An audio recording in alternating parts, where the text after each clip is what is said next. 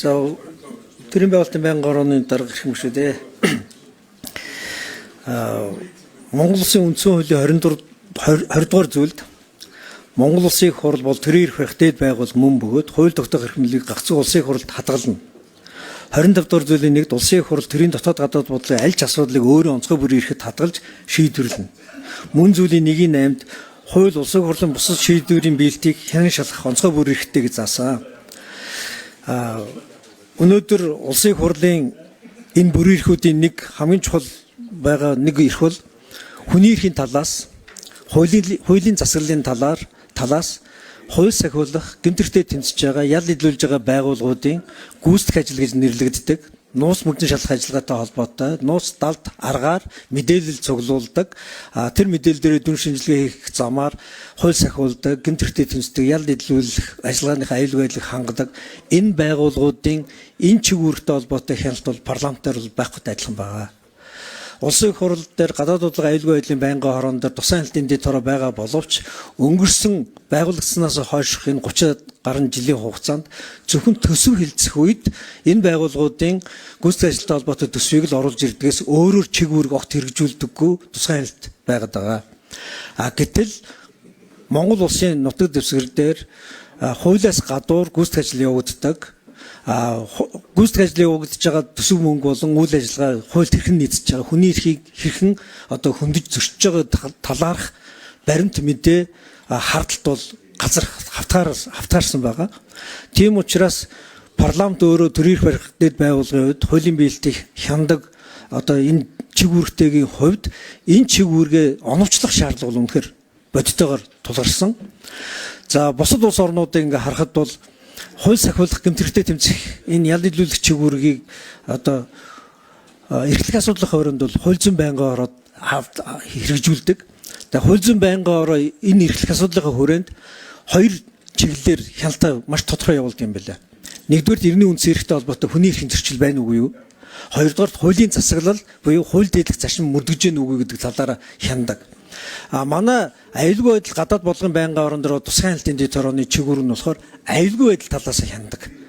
Тэгэхээр энэ хоёр нөгөө чиглэлийн хяналтын иргэний эрх хуулийн засаглалтай холбоотой хяналт нь алга болчоод аюулгүй байдлын хяналт нь огт хэрэгжидэггүй зөвхөн төсөв хилцэх явцад одоо чиг үүргээл хэрэгжүүлэх гэж оролдог энэ байдлаасаа болоод Монгол улсад хаасайгүй одоо чагнаад байна, тагнаад байна, хувийн мэдээллийг төрийн байгууллага хууль бусаар цуглуулад түүнийг хэвлэл рүү гаргаад одоо өрсөлдөгчөө намнах улс төрийн арга хэрэгсэл болоод байна гэх мэтлээ.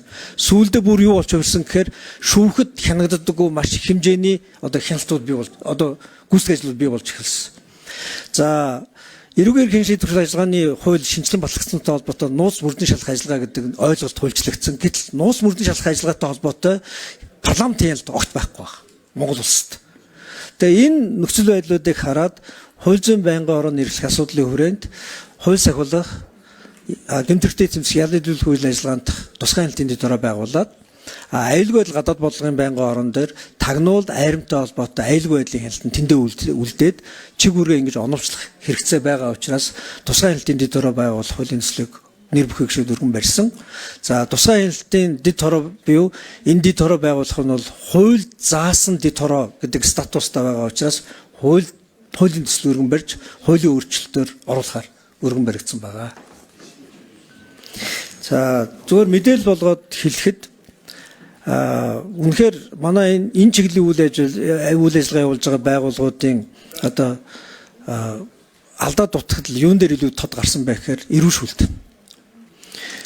Монгол улсад гарч байгаа эрүү шүүлтийн гэмт хэргийн болон эрүү шүүлттэй холбоотой асуудлын бараг 60-70% нь гүйцэтгэх ажил буюу нууц мөрдөн шалгах ажиллагааны ард явагдаж байна. Энийг юугаар одоо хааж одоо парламентын хяналт болон шүүхийн хяналтаас гадуур байлгаж яах вэ гэхээр энэ өөрөө нууц аргаар гэмтэрэг илрүүлэх гэж байгаа учраас та нарт хянагдах албагүй гэдэг зарчим ер нь бол хавтгаад тогтсон байна.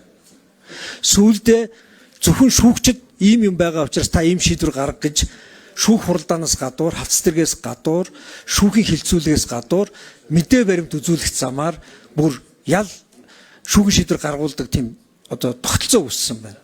Тэгээ энэ бүгдийг дасан зогсоохын тулд улсын хурлд юу хэрэгтэй гэхээр энэ цаана юу болоод байгааг мэдгүйгээр хууль сайжрахгүй. Энэ мэдээллүүдийг улсын хурл авахгүйгээр бодлогын өөрчлөлт гаргаж чадахгүй. Энэ мэдээллүүдээр парламент хяналтаа оновчлохгүйгээр ямар ч практик өөрчлөгдөхгүй. Тийм учраас Монгол улс ардчилсан улс хүний эрхийг эрхэмлдэг үндсэн хуулийн байгуулалттай хуулийн засаглалын төлөө явж л байгаа бол парламент энэ чиглэл дээр хуулийн биелэлтийг хянах тусгай хяналтын дэд хоргоо оновчлох хэрэгцээ шаардлага үнэхээр байна.